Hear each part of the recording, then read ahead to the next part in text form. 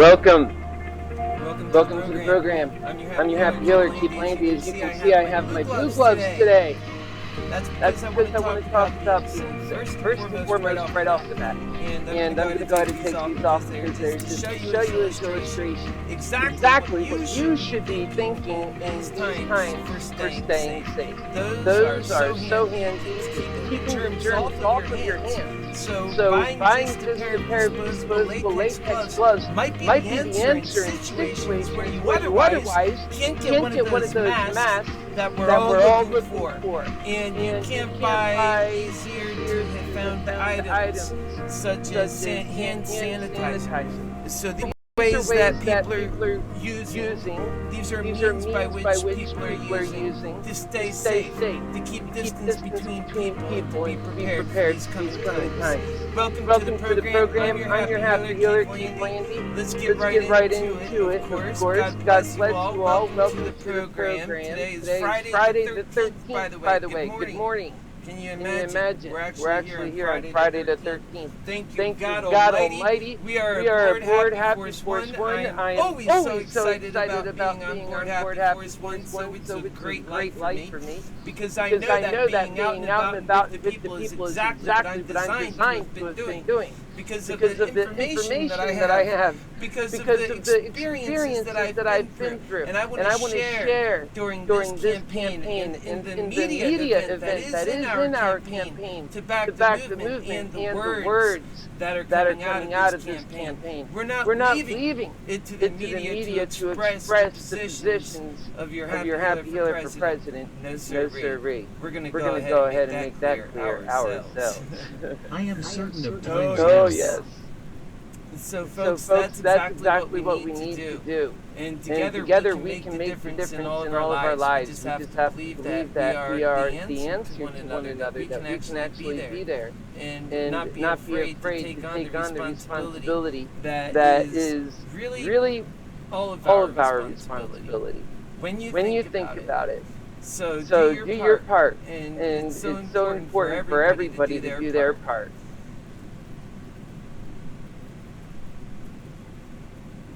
You know, I am certain of times now more than perhaps ever before. I know why I stepped on this journey. The same people who are now in harm's way due to the lack of ability is born in me the need to do something about it back then, when I first drank. This has always been the case of the last decade. Really. Nature is out of balance with nurture and humanity. We are no less relevant to the whims of nature than we are to anything else we may perceive ourselves to be. And they are so many things. There are so many things to be concerned about in the year 2020 if you think about it. Too many. If you are what I like to refer to as reasonable about it all, with problems so large and looming, we have to be logical in our approach. Our prescription must also be equal to the task. The truths are written in the fabric of nature itself, and it's written all around us. The truth of our times is spelled out lack of ability to overcome in ways that are truly meaningful in our time. Think about that. We can't even get America right. And that is what I believe we must be focused on so much. We have to get things right in America. This is about being responsible adults in difficult times. We have not to sell out our problems out of fear and our freedoms out of fear. We can't do that. We can't sell out our future, nor should we sell out our present over fear.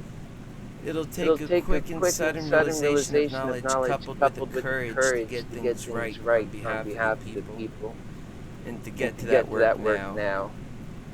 And that people matter, and that they have purpose and value in this lifetime. People matter. And that's our stance. All the way. That's our ideal. If any ideal matters. That people matter. And it's an all fitting of an ideology if there's any ideology for humanity to have of themselves. People are losing their value everywhere you look. And I am once again reminded people matter. Those Those are are our our greatest struggles. To have to realize and welcome to this corner where we do realize that people matter. And our schedule and our plans to get out there across America and talk about issues that are important and close to your hearts are just things you can look forward to come.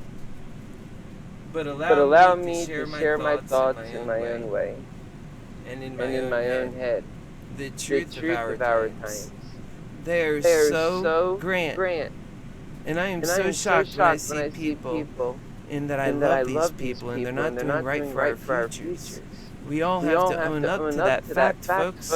I come with an open and honest heart so dedicated to us, to our progression, to human progression, and we need it now more than ever. And even for life to persist, we have to transition to something greater. I think about where I'm at now. Orlando, Florida. I think about the people and their problems, and their comings and goings, and they're not much different than Americans, and we're all ready for change. It's time.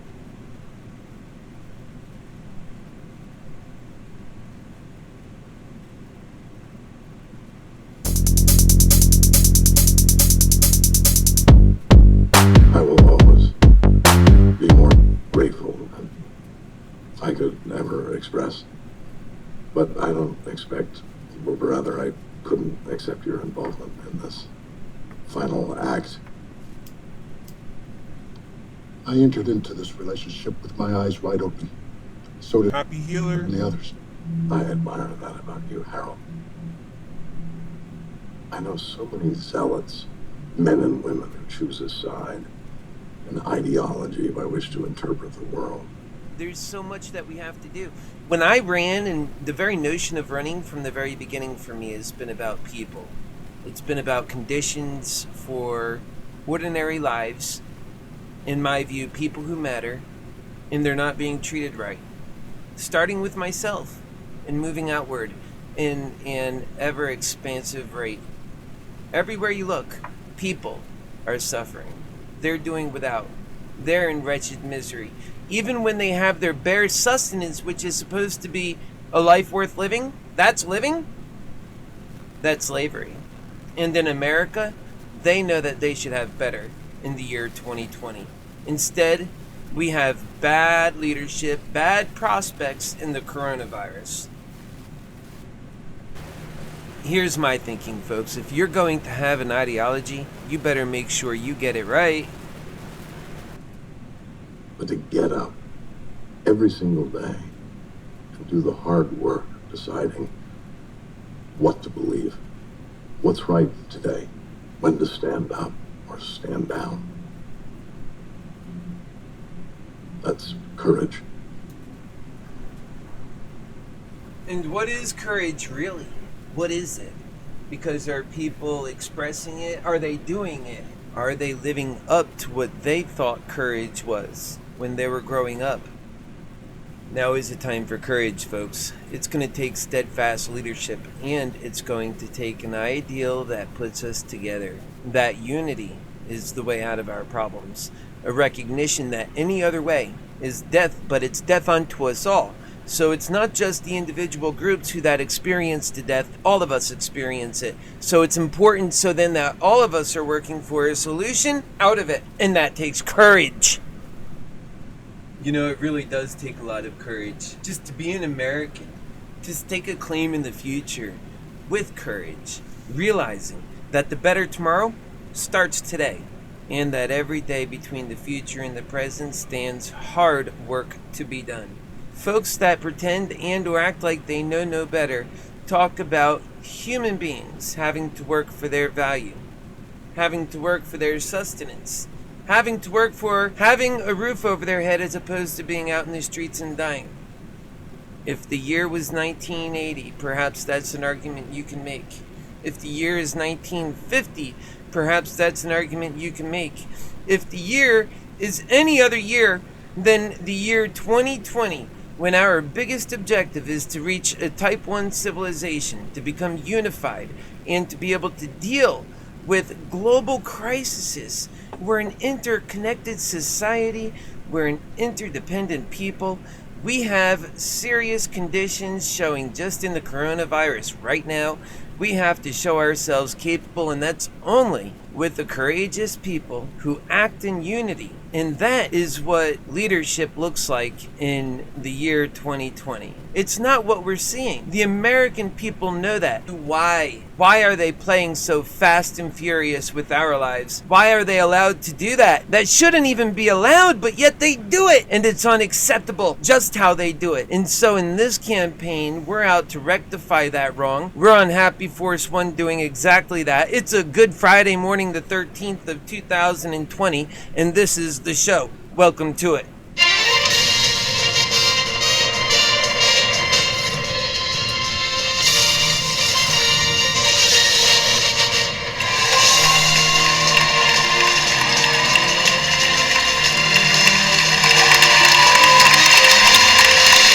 Welcome back to the Democratic presidential debate from the Arts Center in Miami.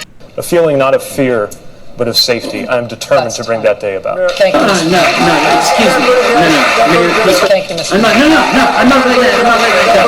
Mayor, this is a time for leadership. You failed to take leadership in your own city. Sir, you've done it in your city. I don't think the American people should. Sir, you have done it in your own city. I don't think you should allow him to take care of our policing, nor is he capable of taking care of our people. Quite frankly, you want to know what he's good at? He is great at showing the American people that no matter how privileged you are, it doesn't make you a better candidate for the presidency of the United States of America. No, sir. What works is having the preparation, having the leadership skills, knowing that leadership skills and preparation and love, coupled with humanity and the necessity to get things right in our time, demands of us to be honest and to say the truth in the days you will. Just a moment. I'm not done.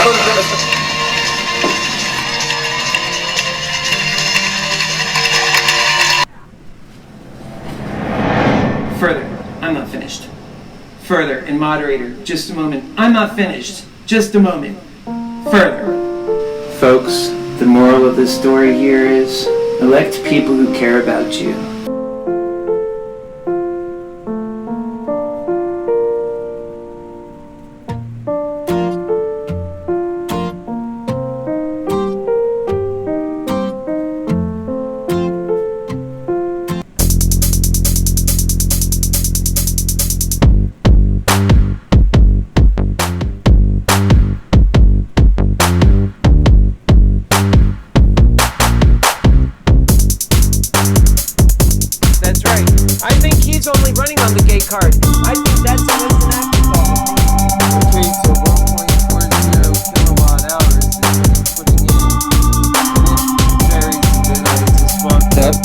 So that's pretty cool stuff. Your HappyHealer loves it, and I think we're making energy. It's been a privilege to see firsthand why the people you lead love you the way they do.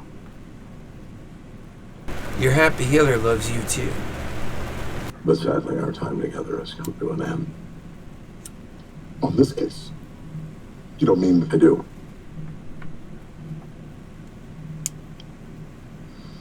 We've done some good work, but with HappyHealer gone, there's nothing more for me to contribute.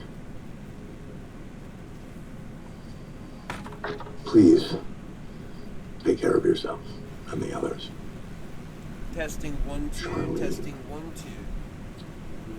2. Hey, I'm still here. Okay, God, it's great. So I was investigating that noise sound. For God's sake. It's like a kid with his first direction on the school bus. Oh my goodness, it was awful. But I believe we fixed it. So that's great Raymond. news for the cast. Thank you.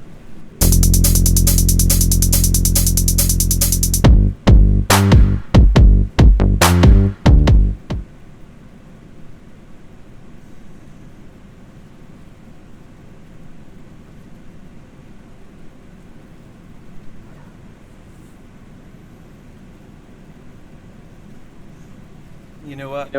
They're upset and downright beside themselves for a solution, folks.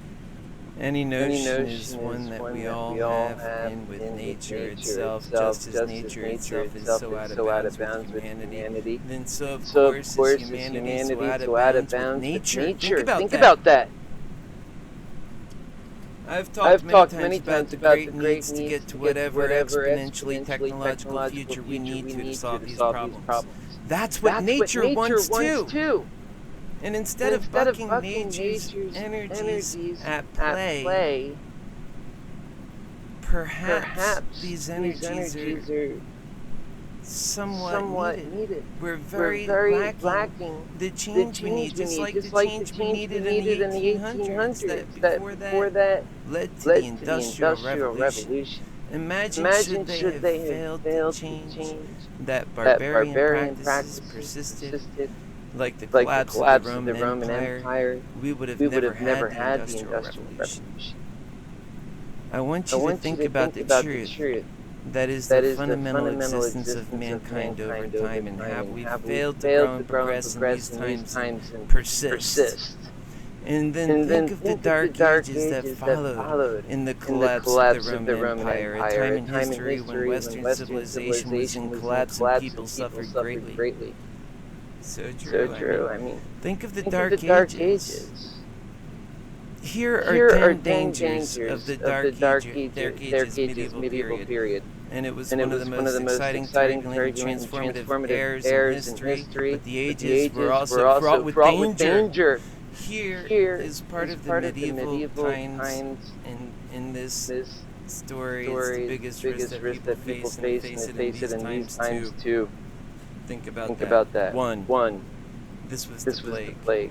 The plague was one of the biggest killers of the Middle Ages. It had a devastating effect on the population of Europe in the 14th and 15th centuries. The plague was one of the biggest killers of the Middle Ages. And it had an effect on the population in ways that people didn't expect. It was also known as the Black Death. It caused a bacterium that was carried by fleas that was mostly found on rats. It had arrived in Europe in 1348, and thousands died in places ranged from Italy and France and Germany to Scandinavia and Wales and Spain and Russia. The deadly bubonic plague was all over the body and swells. It was a septicemia. This plague. Think about it. The victims suffered from skin that was darkly discolored, turning black. As a result of toxins in the bloodstream, one reason why the plague was so easily called the Black Death. The extremely contagious bubonic plague could be contracted by merely sneezing or spitting and cause the victim's lungs to fill up. The Black Death killed between a third and half of the population of Europe. Think about that. Contemporaries did not know, of course, what caused the plague or how to stop it. They sought explanations from Christ and God's anger and human sin and outsiders, and especially Jews. It's true, actually. If you were accepted or infected with the bubonic plague, you had a chance of dying, a 50% chance. In England, out of every 100 people, perhaps 35 to 40 could expect to die from the plague. Think about that. As a result of the plague, in the late 14th century, Florence was just under 20 years. Half of what it had been in 1300s. From the mid-1400s to the 18th century and onward, thousands of people from all across Europe died. A large number of those were children, for the most vulnerable to the disease. That's how that was. 2. Travel. Well, isn't this feeling familiar in recent times? People in the medieval, they faced a host of dangers from travel. The safe, clean place to sleep on demand was difficult to find. Travelers often had to sleep out in the open. During the winter, they were freezing to death.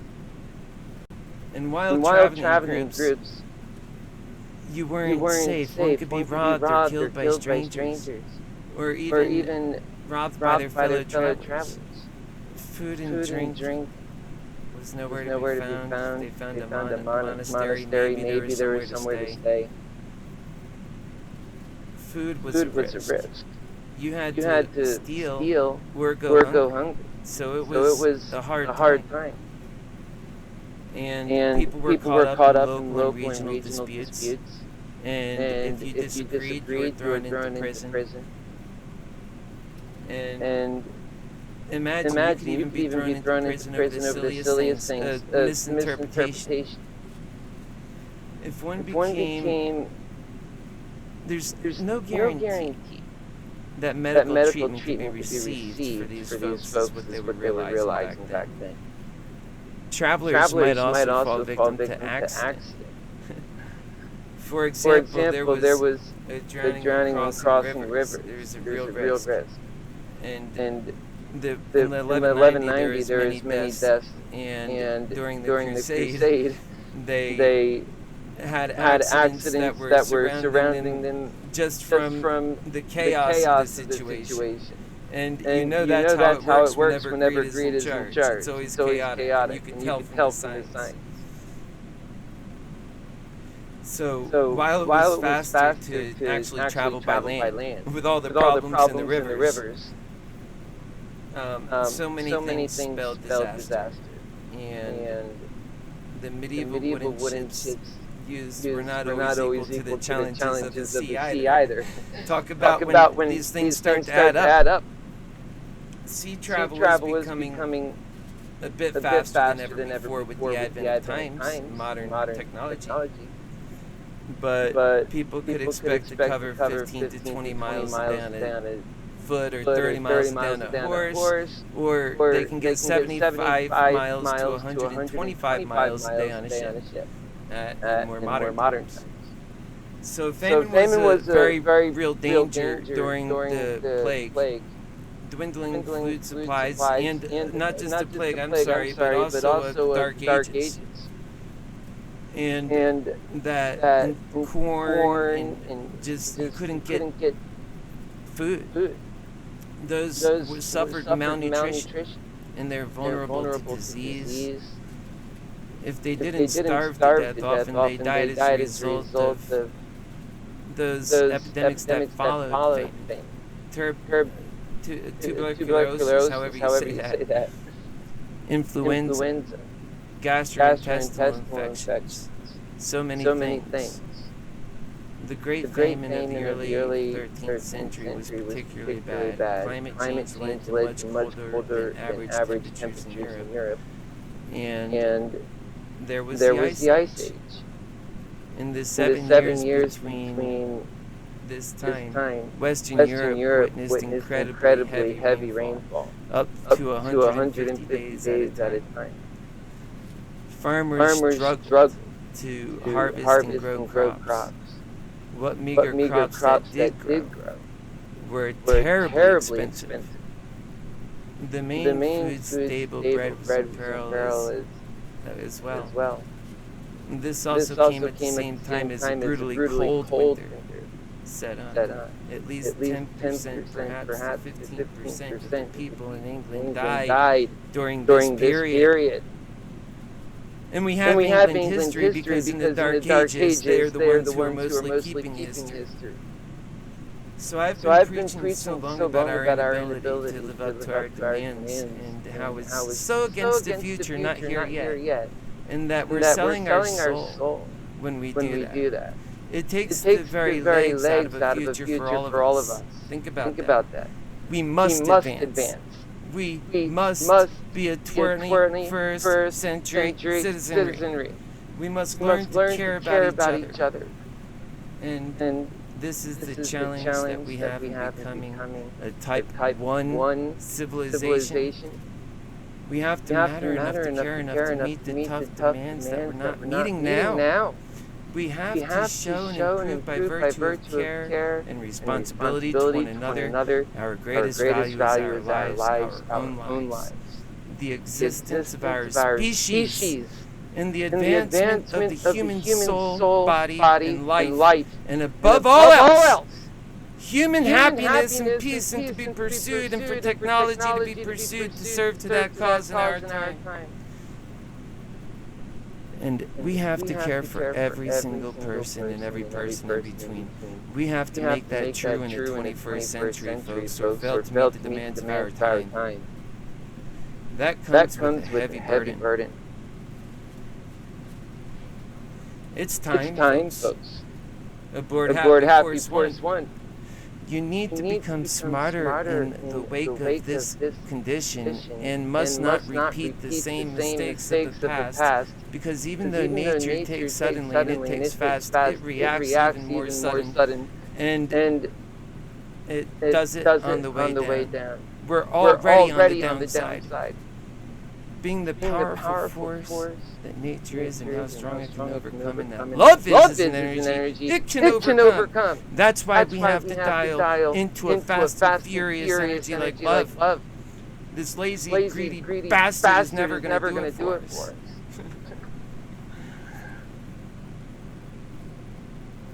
Speaking of bastards,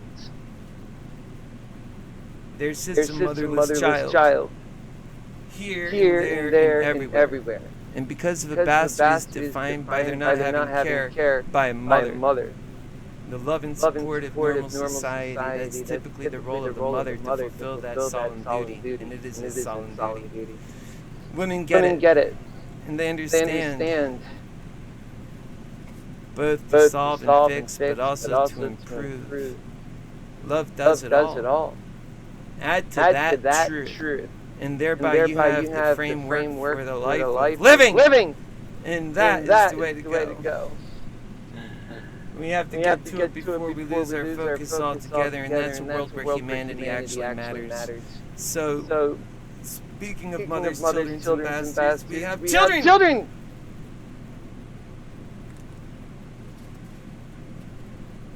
Today, with the benefits of ultrasound scans, the risk for mother and baby pregnancy and childbirth is at an all-time low. However, in the medieval period, such a pleasant time, there was complications were even fatal for the mother and child. We can go on for several days about the women that died of exhaustion alone.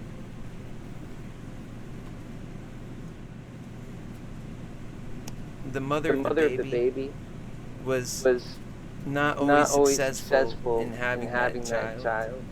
And the doctors that attended to these women, they helped the mother during labor and were able to perform emergency procedures on women that were dying. Most had received no formal training. But from practical experience from years of delivering babies, because it was a need, and the wonderful time it was, and they had a lot of complications. It was chaotic. Equipment was basic, and status was no barrier to these problems. Even James Seymour, the third wife, died soon after giving birth to a child. And I think it was 1637. Infancy and childhood. Infancy was particularly dangerous in the Middle Ages. Mortality was terribly high. Based on surviving records, scholars have estimated that 20 to 30% of children under 7 died, but the actual figure is almost certainly higher. Infants and children were particularly vulnerable to the effects of malnutrition and diseases. They might die due to smallpox, measles, influenza, stomach infections, and much more. Sad stuff. And this is the chaos that comes in dark ages. chronic malnutrition. And medieval mothers didn't have good breast milk either. Those foolish people who think that they're allowed to live in the present and say that they're saving for the good life for the future and stealing from the present for a future that is not guaranteed, by the way.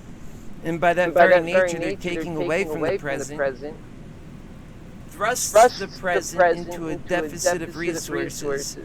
And that is why we see people, folks, dying on the streets. That is how, basically, when you say the rich rob, take from the poor.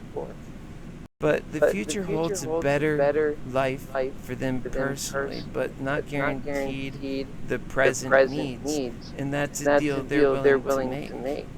And that's not okay. If we're to say humanity has value and that humanity has purpose. Being born into a family of wealth or status does not guarantee a long life either. In ducal families in England, in the 1479, for example, 1/3 of children died before the age of 40. It's a true statistic. We can all do better. And so then they have bad weather. The vast majority of the medieval population was of the utmost importance because they depended on the land. But as well as jeopardizing livelihoods and weather could kill consistently. Poor weather can lead to problems in selling crops and ultimately the failure of the harvest. If summers were wet and cold, the crops could be destroyed. And this was a major problem. And that was the main food source for most of the population. With less ability of farmers on hand, they had great shortages, and they had no grain, and it led to inflation, and hunger, and starvation, disease, and higher death rates. This was especially the case from the 14th to the 16th century. By 1550, there had been an expansion of devastation. And that weather was changing. And medieval men and women were in such harsh conditions that in Europe, plowing and sowing seeds and harvesting crops as well as special services and processions were done just to ensure good weather. Certain saints were thought to protect against fraught weather. And that the rain and droughts were brought on by the power of the saints and the Virgin Mary. And that's what was brought on by storms and lightning. The weather was not merely a natural occurrence to these folks. That weather and bad weather could be caused by bad behavior of people like murder and incest. What we have learned is that people go backwards and they regress rather than progress in the progression of freedom and knowledge. Such is the wisdom gained. These mere events in nature could also be linked to witches and sorcerers. It's not enough. They could, according to witches, published in there was I'm trying to think of a book, but these basically they had these winds and they caused lightning for folks, and there would be people that would do seances around these things. I mean, people really got chaotic back then. So this is the result of humanity's lack of progression when I think of lack, and their lack of being in tune with the nature around them. It's a very dangerous misalignment if you think about it, and brings on sudden death, like nothing else. So then we have violence. And you have witnesses, victims, perpetrators, from the highest ranks of society to the lowest. And it was an omnipresent danger in daily life. And violence took many forms. And street violence. And taverns were not uncommon. And people revolting against their lords. And it led to uprisings and the lengthy rebellion of peasants, fighters in 1328 or 1381 in England, for example. Medieval records demonstrate the presence of other types of violence, also rape, assault, murder were not uncommon, or accidental homicide sometimes. For example, was the case of Franz, who was killed by a large stone and accidentally dropped on her head in 1948 in Rock Castle. So families for generations were very much going through hard times, and it's the same as what we see today. And it's local and regional disputes between peoples, and that elections were taken. Innocence or guilt in times were decided by mob justice or duels, for example. Political or dynastic rivals, and were killed by noblemen. And that killing and other acts of violence and warfare were present in regional wars and all throughout the 11th century. And so death has been consistent throughout this time. The War of the Roses, the Battle of 1908 took 30,000 to 60,000 lives, and it was in 1361. So one area people don't consider about history is that it's often very risky to disagree. Have you ever noticed that? Indeed, it was dangerous. And that gets to the very core of why we fight for our freedoms. Not so later that we can become fools and lose, but so rather we can get man to a state of happiness. Government for, of, and by the people is supposed to do just that. It's so important that we get to that.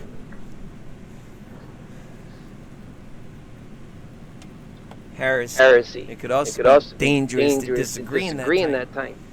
People have theological or religious opinions that goes against the teaching of the Christian church, where it's seen as crimes in some cases. And they included Jews, Muslims, medieval Christians whose views were considered to be unorthodox, like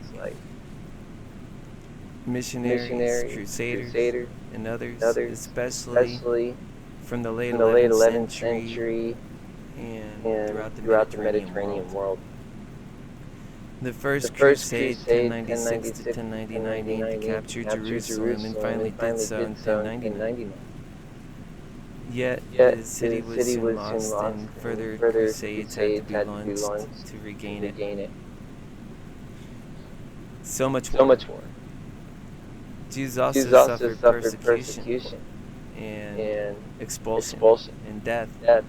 In England, anti-Semitism resulted in massive massacres for Jews in the late 12th century, and Edward I banished all Jews from England in 1290.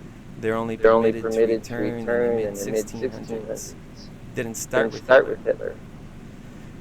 Efforts were also made to retake Liberia from Muslim home, and it wasn't until 1492 that the entire peninsula was recaptured. This was part of the tactic Spain used to unite a single faith in the heresy, and setting up in 1478. And Jews were expelled from Spain in 1492, and Muslims were only allowed to stay if they were to convert to Christianity. Holy wars were also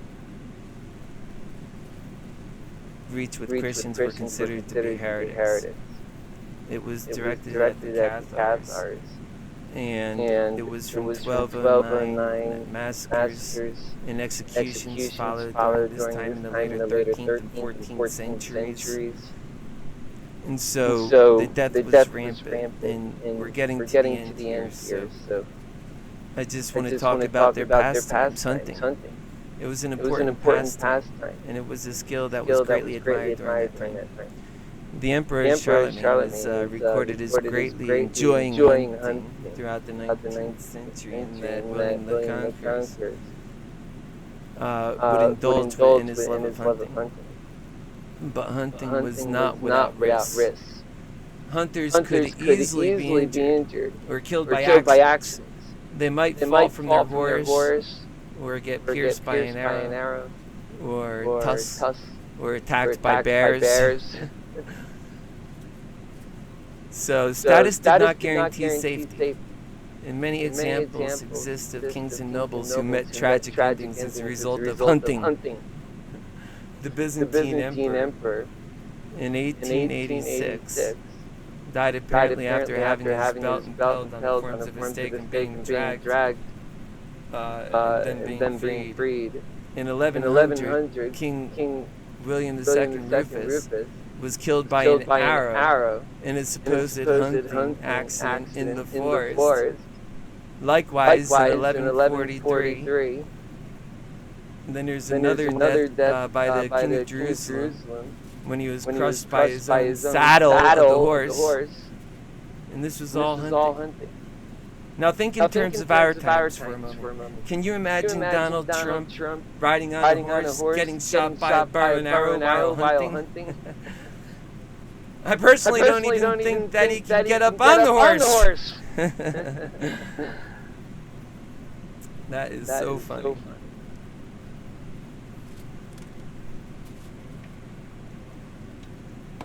Earlier, sudden death. Sudden and premature death was common in medieval period. Most people died young. The death rates could vary on factors like status, wealth, location. Higher death rates are seen in urban settlements. You could take lessons from this. Various causes. Malnutrition, famine, warfare, sweating, sickness, and infections, actually. So status did not guarantee a long life. And nobody in the king's status didn't live necessarily as long as peasants.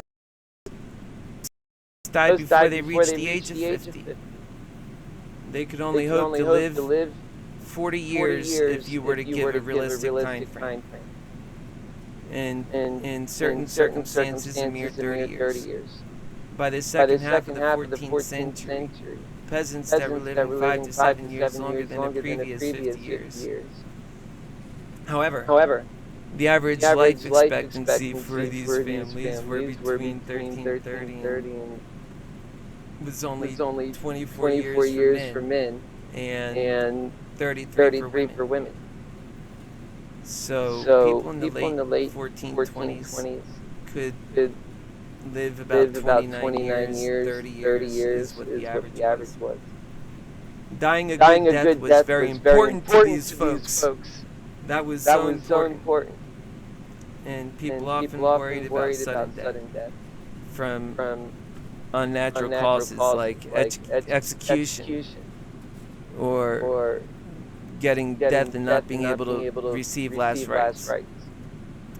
So there were certain things like poisoning, lightning, fever, or other things that could take your life suddenly. And so people were scared, just like they are now.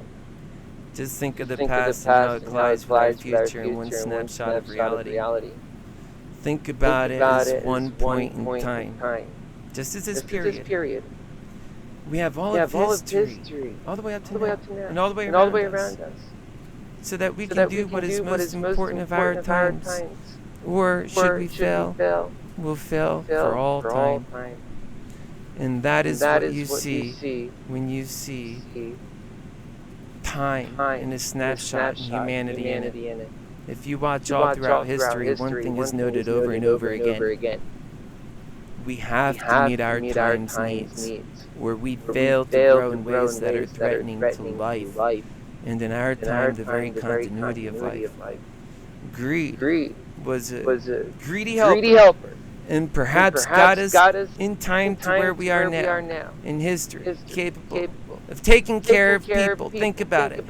And at no other time in history could we do it like now. that should we get to where we're supposed to go, that we'll be transformational in our lives, and this will reverberate all throughout humanity. When possible. And that's what this snapshot of humanity looks like throughout history. You have to realize that. And so I say, this is not a time to be pessimistic.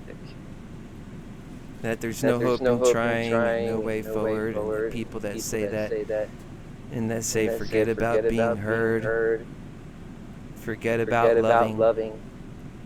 He who stands in the way of human progression in the year 2020 is no less responsible for human extinction.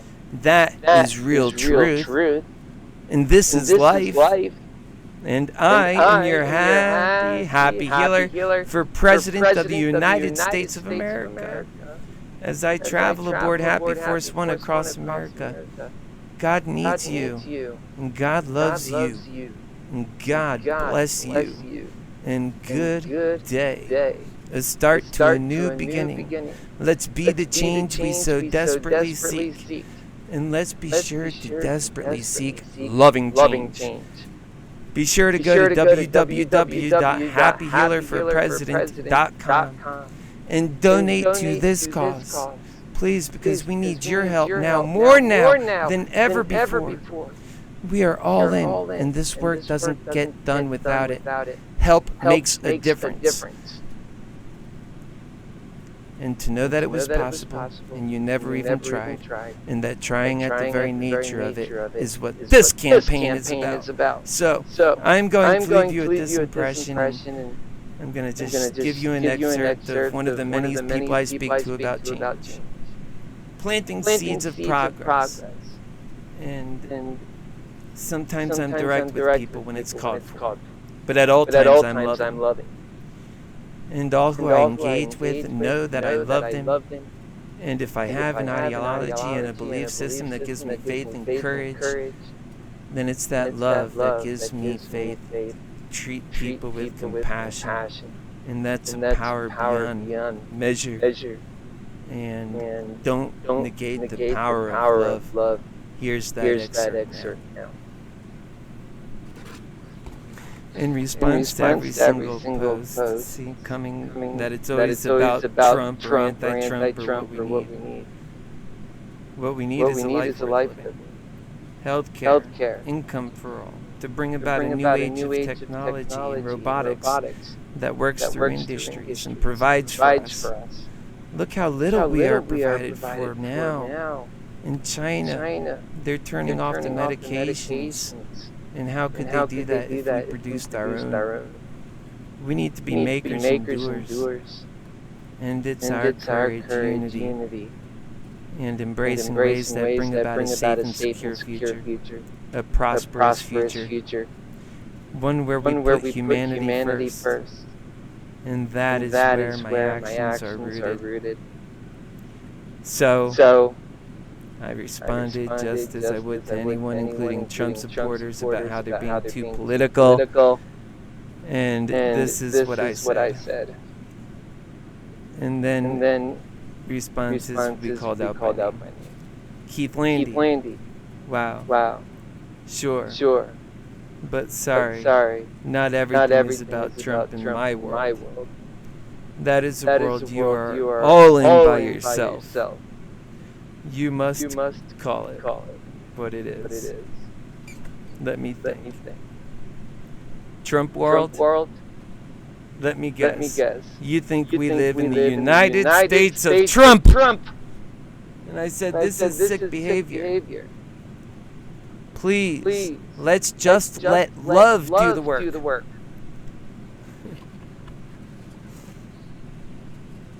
It's so simple. Let love do the work. It's so simple and complex. And I say, do you think before you write? So I didn't actually say what he said. But I responded with this. That's saying things in a political nature, that even being remotely political at all, but not jumping up and down about love, and that is the true remedy to this problem. And that's where my thought process is. How far did you think out what you were saying? Did you think it out till tomorrow? Because I'm looking at the next 5 to 10 years in the continuity of mankind, starting with America. That is my motivation. What's yours? And it's real. And you know it. And so, why would you add to the spell that takes away from us? And you have a problem with he that sounds the alarm. And now you see why my leadership is needed. Thank you guys for watching.